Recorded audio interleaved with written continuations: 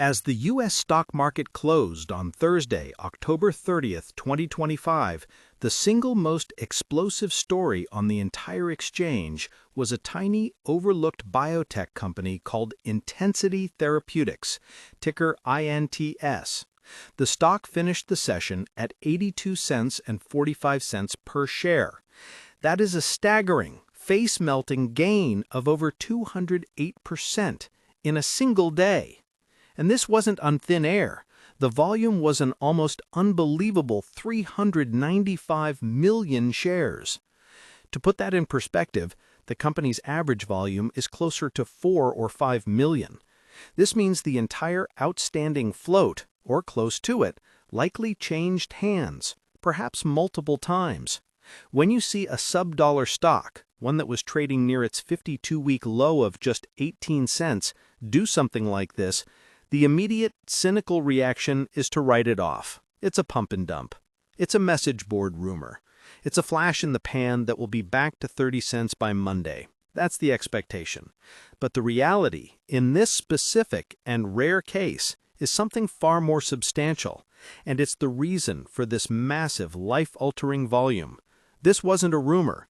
This was the release of foundational, peer-reviewed clinical data published in a highly respected medical journal, eBioMedicine, which is part of the Lancet's Discovery Science series. This is the kind of catalyst that biotech investors dream of, the event that can take a company from near obscurity and financial distress to a serious, validated player. Intensity Therapeutics announced the publication of clinical results for its lead drug candidate, INT230-6, from its Phase 1 and 2 study in patients with refractory or treatment-resistant metastatic cancers. These are the sickest patients, people who have failed a median of 3 previous lines of therapy. The market's expectation for any drug at this stage is, frankly, low. The reality of the data Intensity published is what drove a 208% stock surge. The study showed a disease control rate of 75% across 64 patients. Even more importantly, the median overall survival, the gold standard for cancer drugs, was 11.9 months. This compares incredibly favorably to the historical survival rates for this patient population, which are typically in the 4 to 7 month range. That alone is a huge win. But the data gets even better. In a specific subset of patients with sarcoma who received INT230-6 as a standalone therapy, the median overall survival was 21.3 months. But the number that truly lit a fire under this stock, the number that likely had institutional desks and high-net-worth investors scrambling, was the dose-response data. In an exploratory analysis, the company looked at patients who had more than 40% of their total tumor burden treated with the drug versus those who had less.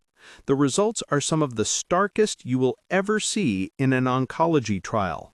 The patients who got the higher, effective dose saw a median overall survival of 18.7 months. The patients who got the lower dose saw a median overall survival of just 3.1 months. That is a hazard ratio of 0.17 with a p-value of less than 0.0001. In plain English, this is as close to a smoking gun as you get in clinical science. It provides powerful evidence that the drug isn't just working due to chance, it's working in a dose-dependent manner.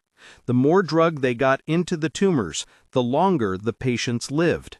This is the kind of data that makes the FDA pay attention. This is the kind of data that validates an entire therapeutic platform. So what is this drug? INT230-6 isn't some new molecule never seen before. It's actually a very clever combination of 2 well-known, potent chemotherapy agents, cisplatin and vinblastine, but with a secret sauce. The company uses its proprietary Diffuse Rx technology platform to add a penetration enhancer molecule. This formulation is designed to be injected directly into the tumor. The enhancer helps the chemo drugs disperse throughout the entire tumor mass and, crucially, enter the cancer cells.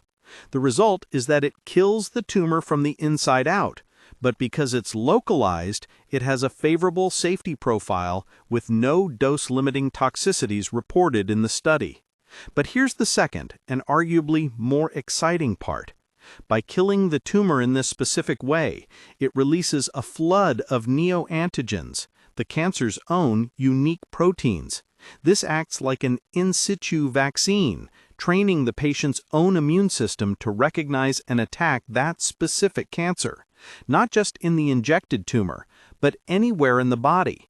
This is the abscopal effect, and the company reported seeing it in about 20% of patients where uninjected tumors also shrank. This is the holy grail of modern oncology. Now we have to ground ourselves in the new reality. This is not Tesla stock or Nvidia stock, a mega-cap tech giant you can buy and hold in your Schwab Intelligent Portfolios account for 20 years. This is a clinical-stage biotech company that until yesterday was in a very precarious financial position. They have a market cap of around $35 million, even after this spike.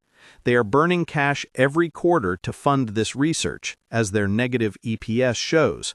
In fact, they had just regained compliance with NASDAQ's minimum shareholders' equity requirement back in August. This company was on the ropes, and in August they raised $6.6 million through an at-the-market ATM offering, selling stock to survive. This is the brutal reality of self-investing in the micro-cap biotech space. It's a binary world. Most companies fail. Their drugs don't work. They run out of cash and fade away. But today, Intensity Therapeutics proved its drug does work, and in a spectacular, statistically significant way. So what happens now? The 395 million shares traded tells you everything. This was not a quiet reweighting of Fidelity mutual funds. This was an all-out, high-speed scramble. The volume was driven by high-frequency algorithms, hedge funds, and a massive influx of retail traders on platforms like the Robinhood app and SoFi Invest. When a stock moves this fast, many retail investors get shut out or get terrible prices. The volatility is so extreme that placing a simple market order is incredibly dangerous. Professional traders on platforms like Interactive Brokers, which is built for high-speed execution and complex order types, were likely the only ones who could effectively navigate this kind of price action, while most casual investors were just along for the ride. This is not a criticism. It's the nature of these explosive, news-driven events. It's a world away from the steady, managed approach of Fidelity Wealth Management. This is the wild frontier of online investing.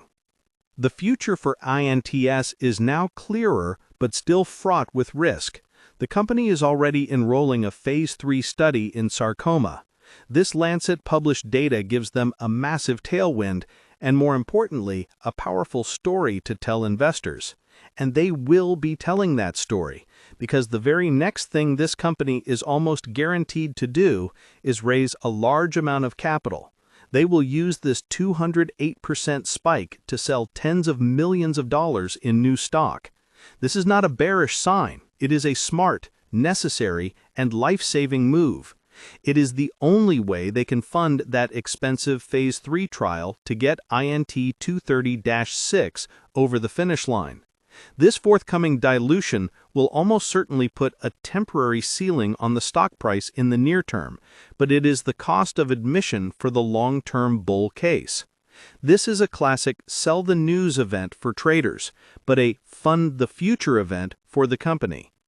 This brings us to the core tension for anyone looking at this stock now. The bull case is simple. This company was worth $12 million on Wednesday and has data today that suggests it might have a multi-billion-dollar, practice-changing cancer drug platform. The data is validated by a top-tier journal. The mechanism of action is smart. If they can replicate these results in Phase 3, FDA approval is a very real possibility. An approved oncology drug, even for a niche indication like sarcoma, is a massive prize. This is the 100-to-1 bet that everyone who dabbles in investment sites or opens a Fidelity brokerage account dreams of finding. The analyst consensus even before this news was a strong buy with price targets well north of here, and you can expect a flurry of upgrades and new, much higher targets in the coming days. The bear case is just as real. This is still a microcap company. The Phase 3 trial could fail. A competitor could emerge. And most importantly, they are in a race against time and their own cash burn. They must execute this next capital raise perfectly. Any slip-up, any sign of mediocre data from their other studies, and this stock could just as quickly fall back to where it came from. We've seen it happen with Apple stock after a bad iPhone launch, or Nvidia stock on a weak data center report, but